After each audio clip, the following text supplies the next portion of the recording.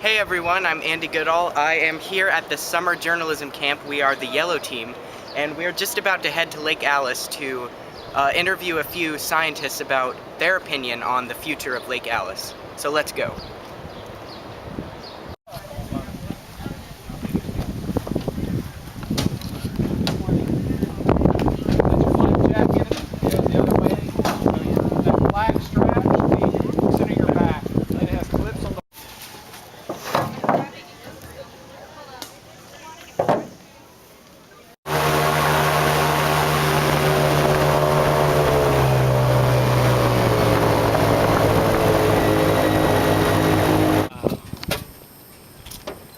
This area over here was probably once open water, like you see now. It's just gradually filled in over time. And what happens is you get nutrients wash into the water, and plants start to grow, and then as they die, they settle to the bottom and form an organic layer, and that gradually builds up over time, and then more plants grow. Okay, good morning. I'm Shamarri Hartzog here with Bill Holler, who is a professor and acting director at UF. So, Dr. Holler, what problems is Lake Alice facing? Lake Alice, like most lakes in Florida, are having problems with invasive plants, exotic, generally of foreign origin.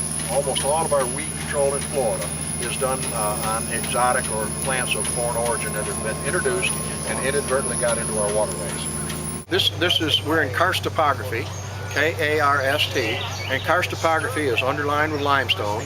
And when you get rainfall, has a little bit of acidity to it, carbonic acid, it's natural. It dissolves the limestone, and then sinkholes form. The big sinkhole around here is Devil's Millhopper, and there's a sinkhole in this lake as well. And of course, there's a marsh around it too. So it's not only a sinkhole, it had an associated marsh. So that's how the lake really started, and then it became a reservoir for the sewage effluent in the 50s, 60s, and 70s from the University Sewage Treatment Plant. And that made it more of a lake and maintained its water levels. Okay, hi, I'm Susan Stanfill, and I'm here with Dr. Mike Netherland. And he's a Courtesy Associate Professor at the U.S. Army and Engineer Research and Development Center.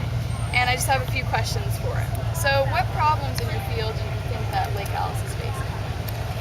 What would be important for us to get out to the public, to let everybody know?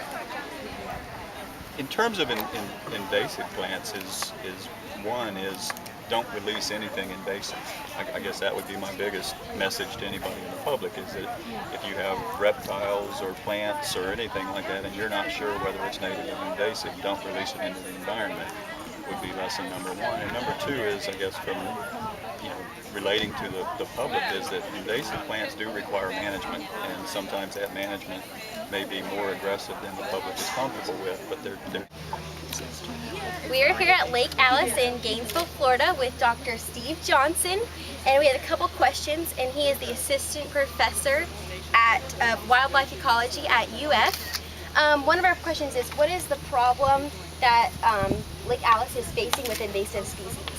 Well, Lake Alice, from what I understand, there's people better to talk about Lake Alice from the plant standpoint, but I know there's a lot of fish that get into Lake Alice that are not native to Florida, and a lot of it comes from students dumping their pet fish when, the semester's over or they graduate. They have their fish, what are they going to do with them? And they think the best thing is to come in and release them into Lake Alice, which is not the best thing to do. It's against the law, and some of those fish are going to survive and cause problems for our environment. And lastly, what is the future of Lake Alice, do you see? Hopefully more education and maybe Lake Alice has been here for a long time. It will be. Will it continue to change? Will there be a new species of fish showing up here in the future? Probably. But at least it'll be a good educational tool. It's a good teaching point. That's why we're here today to educate people about the problems with invasive plants and animals. All right, thank you so much. You're welcome. Hi, I'm Kamari Baker reporting from Lake Alice, and I'm here with Dr. DeVinney. She's a botanist. UF Center for Aquatic Plants. UF Center for Aquatic Plants. Dr. DeCona, what problems do invasive plants have in Lake Alice? Oh, well, in Lake Alice, we often have water hyacinth down there at the end of the table, which originates from Central America, the Amazon River Basin, grows vegetatively on the lake, and in the summertime when the temperature is high, and the nutrients are very rich in the lake, this plant grows vegetatively, forming daughter plants that break off and pack in so that it's difficult to even put a boat out there. Okay. Here in Florida, the issue is that this invasive species has been granted 80 acres of farmland in the Panhandle. So the state is allowing a private contractor to grow this plant. They're going to want to be increasing the acreage to grow it as a biofuel source, an alternative to oil. Hi, I'm Danielle Ragofsky, and I'm here with Dr. Goodall, who's the Associate Professor of Biological Weed Control. We have a couple questions for you. What problems in your field do you see Lake Alice facing right now? Well, fortunately, Lake Alice right now is in pretty good shape. And the reason it's in pretty good shape is because there's been aggressive management of some of these invasive aquatic plants. If they did not have a program to basically control these plants, I would say by the end of the growing season, you'd be covered solid with water lettuce or water hyacinth.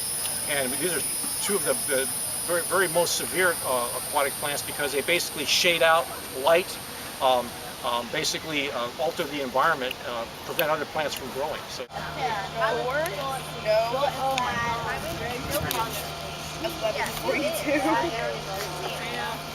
No.